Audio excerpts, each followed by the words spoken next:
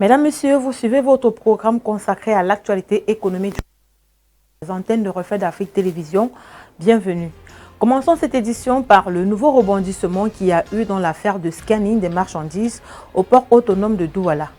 À l'issue d'une réunion de concertation qui s'est tenue le 29 janvier 2026, le Premier ministre chef du gouvernement Joseph Dione Ngouté a sommé la direction du port autonome de Douala de maintenir le contrat de scanning avec la Société Générale de Surveillance SGS.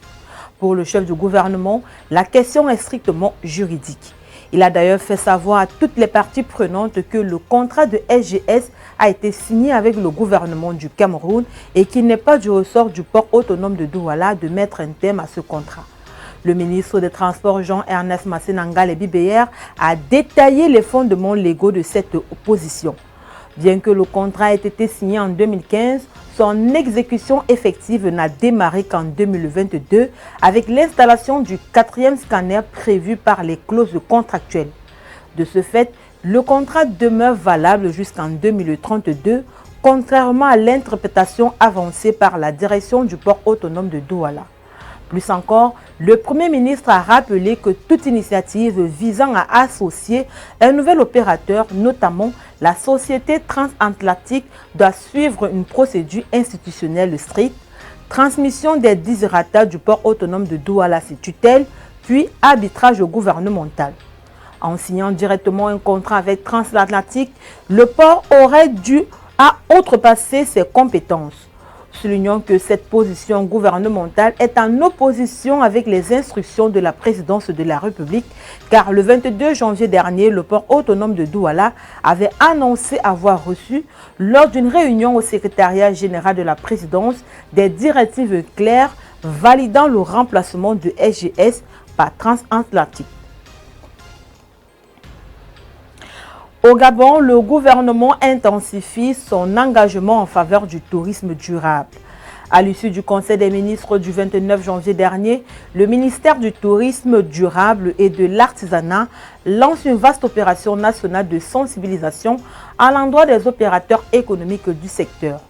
L'objectif principal est la constitution d'un fichier national digitalisé, outil stratégique destiné à améliorer la planification, le suivi et la régulation des activités touristiques.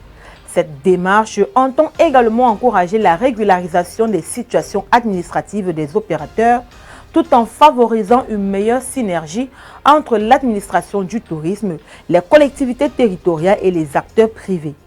À travers cette collaboration renforcée, les autorités ambitionnent de promouvoir un développement harmonieux, inclusif et durable du tourisme.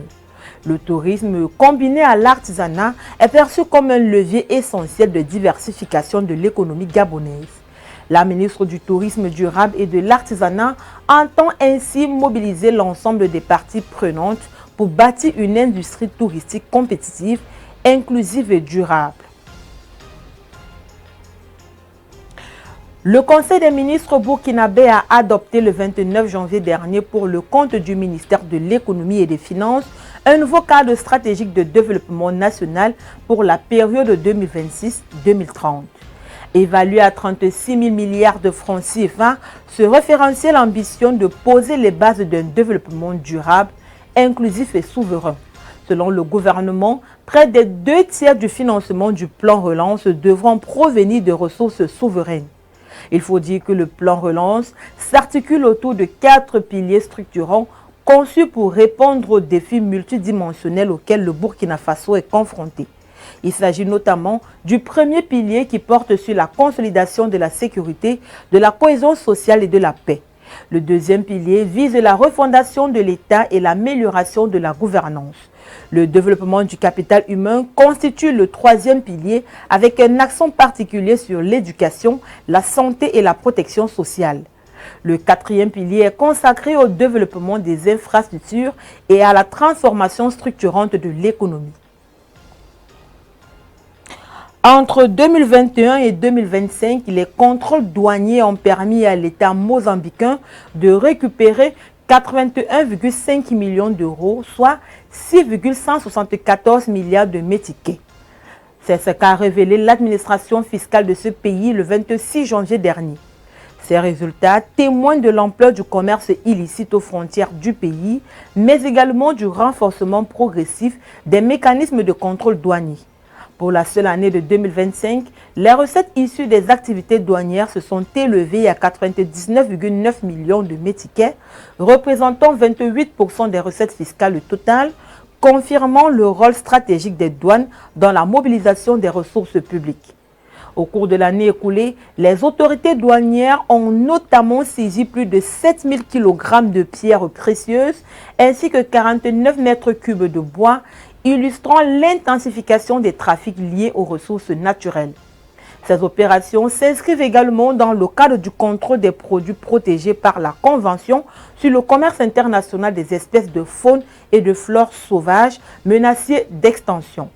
Les contrôles menés en 2024-2025 ont conduit à la saisie de 152 spécimens de plantes vivantes et de 796 défenses d'ivoire, renforçant ainsi la lutte contre le trafic illégal d'espèces protégées et la préservation de la biodiversité.